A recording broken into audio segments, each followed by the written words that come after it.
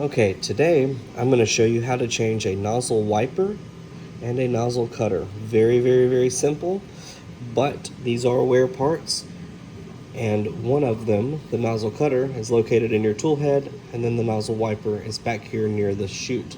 So the first thing that you need to do is make sure that you go into your machine's controls, whether it be here or it's on your phone, and unload the filament. Make sure that it is completely unloaded. It will pull it all the way out and completely remove it. And then the next thing, very important, is to turn the machine off. But I do lower the bed a little bit just because it gives my hand somewhere to work. But if it's already lowered, it's fine. If not, you can home the machine and then bring the Z-axis or the plate height down just to where you have a comfortable area to work in. So now that I've got my plate where I like it, I'm going to now turn my machine off. Okay, now just so that we have some better light, I'm going to remove this top cover.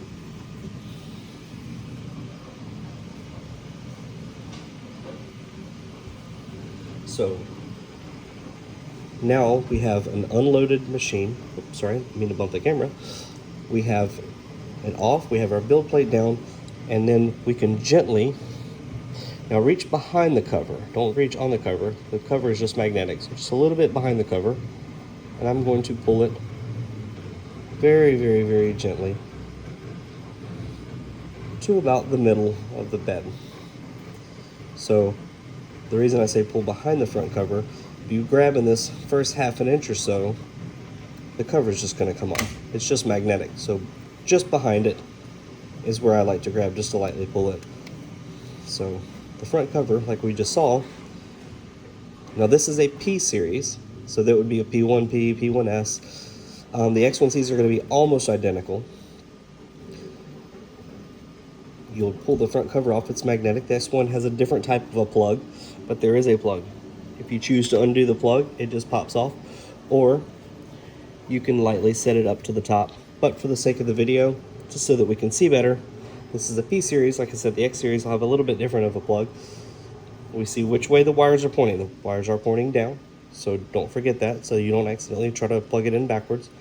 And it's the very top plug. So I'm going to put my fingernail just behind it. And that plug is very, very, very simple, and it comes right off. And we can go ahead and inspect inside of our cover, make sure we don't have any debris. And I'm going to set this to the side. So I'm going to put down a small paper towel just to kind of keep my build plate protected. I don't envision anything falling down, but I don't want to damage the textured sheet that we use. So the first thing that I'm going to change is the cutter. The way you change the cutter is your kit comes with 2 hex head wrenches, one large and one small. So right now we're going to use the small one. And this arm, whenever it's time for you to change filaments, unload, load, whatnot, this arm, it comes, the whole print head comes all the way to the front of the printer, and it comes all the way to this side. And the reason it does that is there is a plate on the side that this tool head will depress itself against. And what you're seeing is it's pushing this arm, because attached to this arm right here is a cutter right here. And that's what actually cuts and separates your filament, allows it to load and unload. The screw is very simple. It is not actually screwing into anything on the actual tool head. It's literally just as it passes that arm, the end of the screw just catches the inside of the plate. So all you have to do is, using your small Allen key, I get the cutter arm and I pull it inward just a little bit. And the reason is, if you try to undo it now, like I said, the screw is actually just riding against this plate on the other side, and it'll actually, the friction of that actually kind of makes it difficult to turn. So we're going to just depress this just a little bit, and we don't have to take the screw all the way out. I'll undo it maybe 5 millimeters or so, and then I try to release it. Okay, See how I let it go with my hand? Nothing really changed. So we're gonna give it a few more turns and do it again. This time, it came all the way out because it is now out far enough to where the threads aren't touching the inside of the case. It's that simple. Now this is a very, very sharp little razor blade, or at least it's supposed to be. That's why we're changing it. And it just lives right here. You should have had several of these come in with your kit. Very, very simple, very sharp. So keep that in mind. So what I do, there we go. I stand it straight up and then I push to the side without touching the top of the blade because I don't want to cut myself. And it is a little click.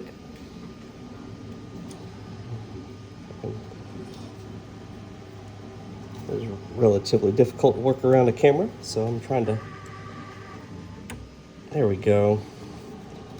There's one, there's two. So I ended up having to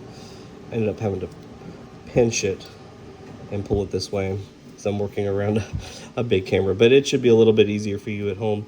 But once you do that, the blade is off. There is no direction. There is no this is top, this is bottom. It's the exact same on either side. Okay, so here's our new one. And we're gonna go the same exact way. We're gonna sit it into the top of the lever arm. And then we're gonna just push it to the side. So I'm gonna make sure that both of my teeth are lined up. And I'm gonna pinch it again. That worked really good this time. Yep, there's one, there's two. 2 clicks. And our razor blade is now installed. So, just above these 2 screws, here and here, just above these 2 screws, about where this Allen key is now, there's a perfect small little rectangle pocket. This guy lines up with that little rectangle pocket and lightly depresses in there. That way we make sure we have it in the right spot. So now, with one hand, I'm going to keep it depressed because we need to be able to tighten the screw on the inside of the case so that it will stay in place. So just holding it, really easy. And then we're just going to remember this isn't actually tightening something. This is just letting the screw extend to the edge of the case. So once we feel the screw stop, just a tiny little bump. Once we feel the screw, just a little bump. And now it stops. The blade is now completely changed. Now I did take the cover all the way off. So I'm going to put it back on. So we have this one plug. Wires are going to go downward. And we make sure that we have it straight, perfectly centered, lined up. Not cocked to the side, not at an angle.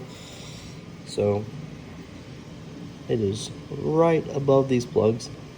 And you really have to feel this lightly. It just barely. You feel a little snap. And then the case. Magnetic, straight back on. Now, the last thing that I'm going to change is this wiper in the very, very, very back. Now, it is kind of easy to do this from the top, but some people have their AMS units on the top or whatnot, and it can be done from in here, and it's not very difficult. So what I'm going to do now is I'm going to move this tool head all the way to this side, and we're going to bring it forward. We're just going to get it out of the way. There we go. So, we do not need the small Allen key for this. If I remember correctly, it is the larger Allen key. But I'm going to show you what the wiper looks like so you know what I'm working with. So, the wiper is what the nozzle drags across whenever it's cleaning it.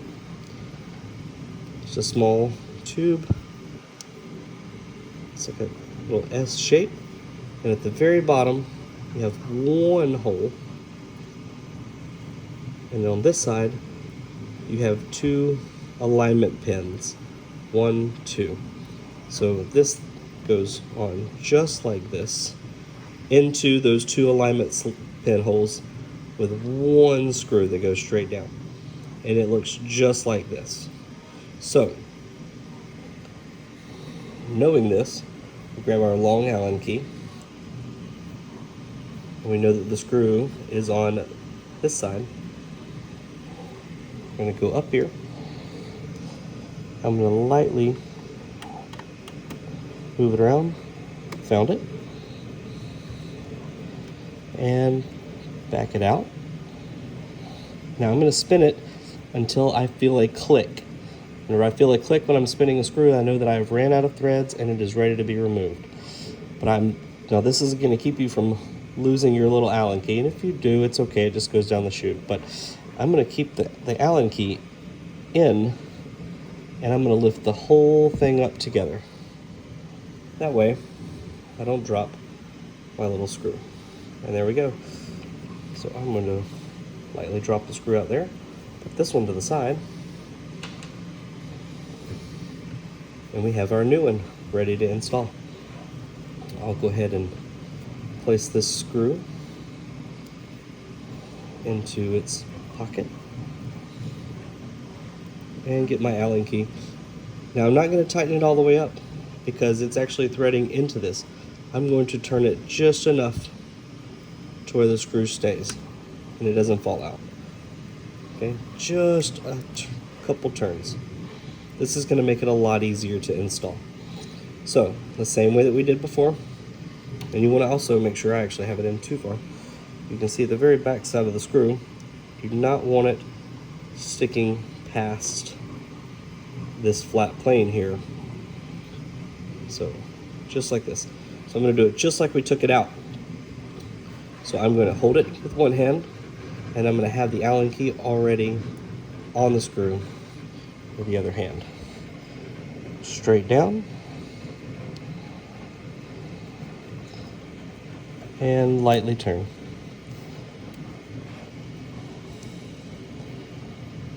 Again, this is light little plastic pieces. They don't require very much tension. Once you feel it stop, just a light little bump. So, just in case you're having trouble aligning it, remember, don't let the screw come out past the edge, because if not, it's going to try to wobble around and it's not going to want to seat into the already cut threads. Next off, if you do get it backwards, there is a rounded edge and there is a square edge. That rounded edge is designed to perfectly match the rounded edge here on this chute. So whenever I went into the chute, down, and then I just came forward and I felt the edge, and then I just lightly pushed it down, and I tried to turn it a little bit and it wouldn't turn. This let me know that those pins had found their homes, and I was already holding the hex set key and I was able to turn it just a little bit. It's a very fragile part, so don't tighten it a lot. This is another wear item, even if it doesn't look worn out. If you've had to change nozzles before, if you've ran 10, 12 rolls of filament through it, they're extremely inexpensive. You don't want to ruin a 3-day print because you were trying to make a $1 part last. But that is your wiper and the cutting blade. And again, the X series, this is a P series, so P1Ss, P1Ps. The X series is the exact same way on the wiper, and it's the exact same way on the cutter.